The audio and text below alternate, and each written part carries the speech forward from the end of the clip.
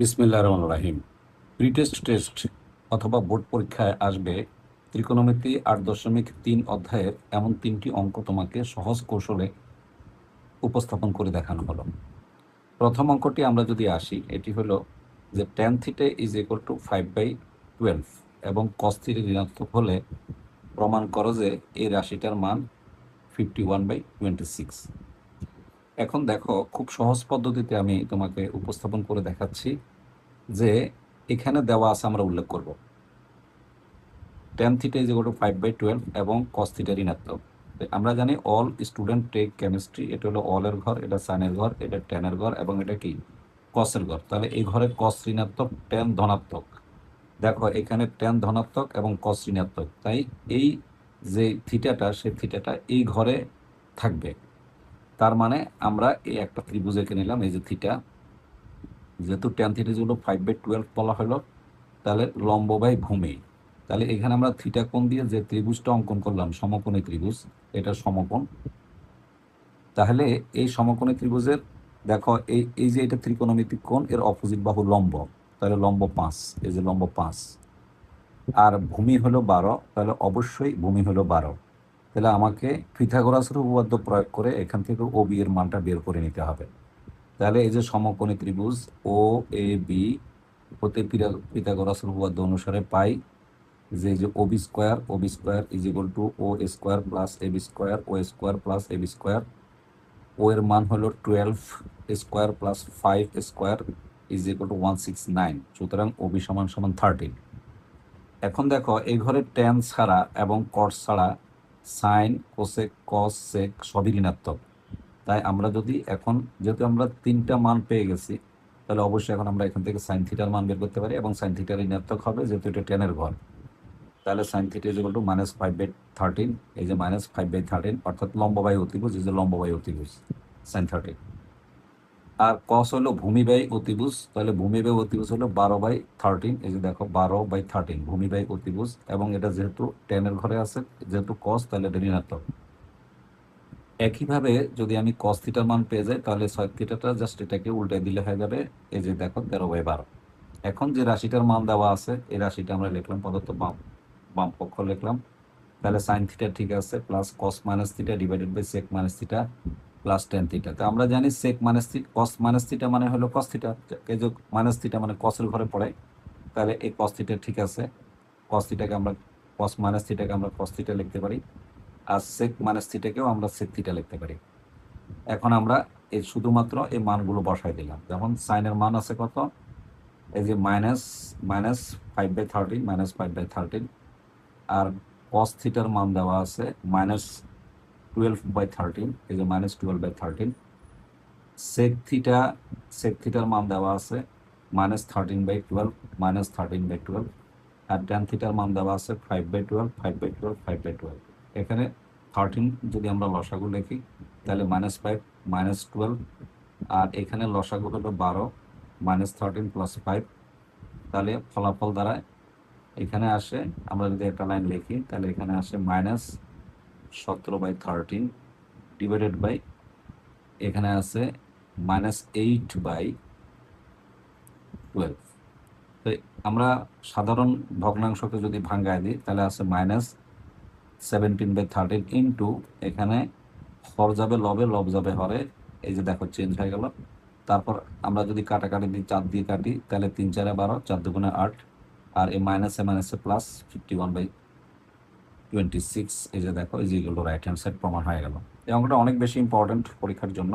ঠিক একই রকম আরেকটা অঙ্ক আছে, এই দুইটা অঙ্কের একটা অঙ্ক পরীক্ষা আসবে ইনশাল্লাহ।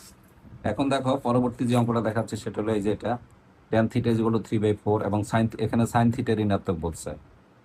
আর এখানে আমরা লিখে দিতে হবে, যেহেতু দেখো tan থিটা ধনাত্মক, সাইন থিটা ঋণাত্মক, তাহলে এই একটা মাত্র ঘরে tan থিটা ধনাত্মক এবং সাইন থিটা ঋণাত্মক, ফলে এই যে থিটা কোণের অবস্থান হবে এর তৃতীয় চতুর্ভাগে হবে, 1 2 3 এখানে, অর্থাৎ তৃতীয় চতুর্ভাগে হবে।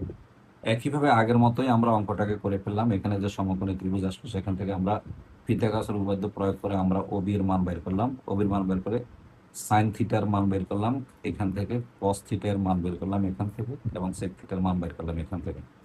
তারপর ঠিক সেই আগের মতোই আমরা এই মানগুলো এখানে বসালাম এবং লসাগু করলাম। লসাগু 5, এই যে লসাগু 5 -3 -4, আর এখানে লসাগু হলো 4 -5 +3 আর বাই 4।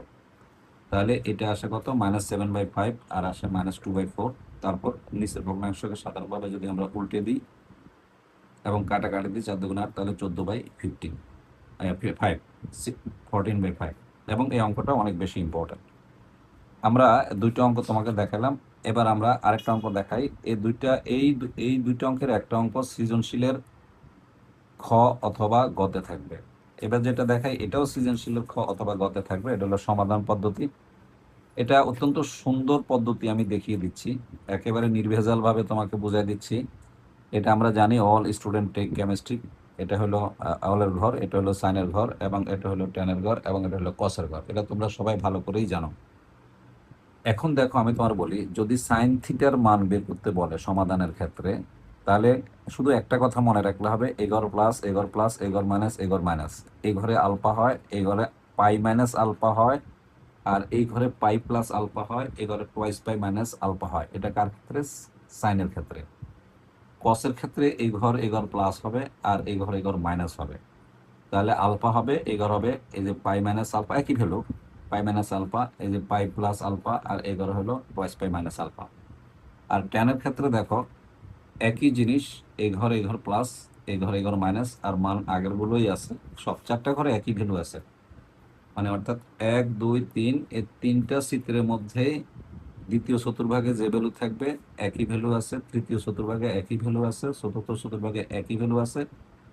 শুধু চিহ্ন পরিবর্তন হচ্ছে, কারণ আমরা জানি অল স্টুডেন্ট টেক কেমিস্ট্রি, এই ঘরের জন্য সাইন প্লাস, এই ঘরের জন্য ট্যান প্লাস, এই ঘরের জন্য কস প্লাস, আর বাকি সব মাইনাস। এখন দেখো একটা সমাধান দেখো, এই অঙ্কটাই সবচেয়ে বেশি ইম্পর্টেন্ট। এরকম একটা অঙ্ক আসবে, অনেকগুলো অঙ্ক আছে, আমি লিখে দিচ্ছি এখানে। তোমার বইয়ের যে 13 নম্বর অঙ্কটা আছে মূল বইয়ের, সেখানে মোট 7টা অঙ্ক আছে। 7টার মধ্যে ক, গ, ঘ, উম, এটা হলো টেনের অঙ্ক, এই যে টেন জাতীয় অঙ্ক। খ আর ঘ, এটা হলো এক ধরনের অঙ্ক, সাইনের অঙ্ক। আর ছ আর ছ হলো কসের অঙ্ক। জাস্ট তুমি বসালে হয়ে যাবে। এখন আমি একটা অঙ্ক দেখাচ্ছি, দেখো সমাধান কিভাবে করবে। অত্যন্ত সহজ কৌশলে শেখাচ্ছি আমি তোমাকে। এই যে cot square theta plus cosec square theta যেগুলো 3, তাহলে কট স্কোয়ারকে আমরা রেখে দিলাম, আর cosec square is equal to আমরা জানি 1 প্লাস কট স্কোয়ার। দ্যাট মিনস এই রাশির মান হলো এটা, আমরা বসাই দিলাম। তাহলে 2 cos square theta is equal two এই 1 3, 3-এর থেকে যদি আমরা এই পাশে 1 নিয়ে চলে আসি তাহলে -1 হয়, তাহলে এখানে 2 হয়। 2 2 কাটাকাটি যায়, আসে কট square theta is equal two 1। কট মানে হলো 1/tan square theta is equal two 1, tan square theta is equal two 1। তাহলে tan theta is equal two plus minus 1। তার মানে tan theta is equal two 1 এর পরিবর্তে আমরা লিখতে পারি প্লাস মাইনাস এই যে পাই/4। এখানে এই আলফাটার মান হলো পাই/4, দিস ইজ আলফা। খেয়াল রাখবা, আমি কনভার্ট করে দিচ্ছি, দিস ইজ আলফা, এটাই আলফা। এখন আমরা যেহেতু ট্যান পাইছি, তাহলে এই দুই ঘর, এই যে ট্যানের ঘরটা হলো আমাদের এটা, তাহলে এই দুই ঘরের মধ্যে আমরা দুইটা ভ্যালু পাবো। প্লাসের জন্য আমরা দুইটা ভ্যালু পাবো, এখানে খেয়াল করো, এই প্লাসের জন্য এখানে প্লাস, এই প্লাসের জন্য আমরা দুইটা ভ্যালু পাবো, আর এখানে মাইনাস আছে, মাইনাসের জন্য আমরা দুইটা ভ্যালু পাবো। কিভাবে বের করে আমি শিখাই দিচ্ছি। প্রথম যেটা আছে দেখো, আমরা 1 নং সমীকরণ দিলাম, 1 নং থেকে পাই tan theta is equal to পাই/4 মানে 45, তাহলে এই প্রথম ঘরে পড়ে। তাহলে আমরা রেখে দিলাম থিটা ইজ ইকুয়াল টু 45। এখন আমাকে আসতে হবে এই ঘরে, কিচ্ছু না, একদম সহজ। এই যে লিখবে tan theta is equal two tan পাই/4। এই পাই/4 এর জায়গায় কি লেখা যাবে? পাই প্লাস পাই/4 লেখা যাবে। তাহলে আমি এই ঘরে চলে আসি, এই যে পাই প্লাস পাই/4 ইজ আলফা। এখন এই দুটো যদি আমরা যোগ করি তাহলে আসে 5 পাই/4। এই যে 4 একে 4, 4 একে 5, এই যে 5 পাই/4, সুতরাং থিটা ইজ ইকুয়াল টু 5/4। তার মানে এই দুই ঘরের আমরা থিটার দুটো ভ্যালু পেয়ে গেলাম। এবার হলো সবচেয়ে সুন্দর বোঝার জিনিস, আমি যদি -tan পাই/4 বলি, তাহলে খেয়াল রাখবা, এই যে দ্বিতীয় সমীকরণ হতে পাই tan theta is equal two -tan পাই/4। যেহেতু মাইনাস বলছি, তাহলে আমার এই ঘরে ভ্যালু পাবো। যখনই এই ঘরে ঢুকে যাবে, এই মানটা লিখে ফেলবা, হ্যাঁ, তখন আর এই মাইনাস চিহ্নটা থাকবে না। দেখো মাইনাস চিহ্নটা নাই, এই দেখো, এই দেখো, এটা হলো -tan পাই/4। যখনই তুমি এই সাইনের ঘরে ঢুকে গেছো, তখন এই মাইনাসটা এখান থেকে অমিট হয়ে গেছে, মানে অর্থাৎ বাদ পড়ে গেছে। tan পাই/4 এই যে tan পাই মাইনাস পাই/4, এখানে মাইনাস চিহ্নটা আর নেই, থাকবে না, কারণ তুমি তো ওই ঘরে ঢুকে গেছো। এখন আমরা যদি এটাকে যোগ বিয়োগ করি তাহলে 3 পাই/4, তাহলে সুতরাং থিটা ইজ ইকুয়াল টু 3 পাই/4। আবার আমরা এই ঘরের ভ্যালু নিতে হবে, একদম সেম। এই যে দেখো এখানে যে পাই বাই ফোর আছে, পাই বাই ফোরের জায়গায় twice pi minus pi by four লিখে দিবা।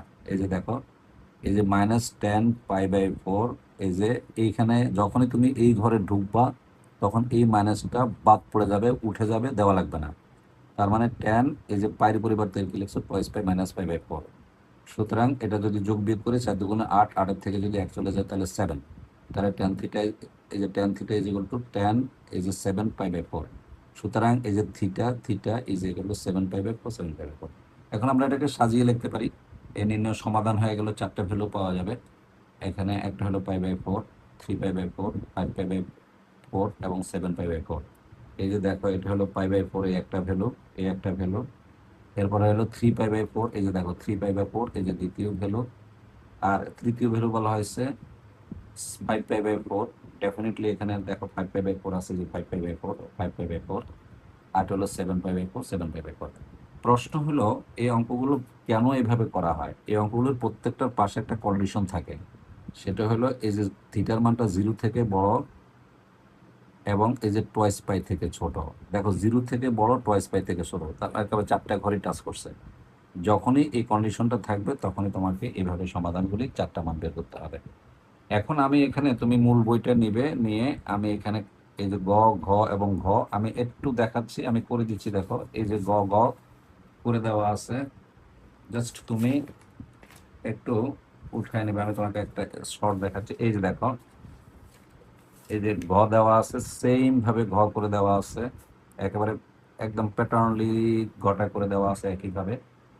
আবার এই যে উমো যেটা আছে এটা একইভাবে করে দেওয়া আছে।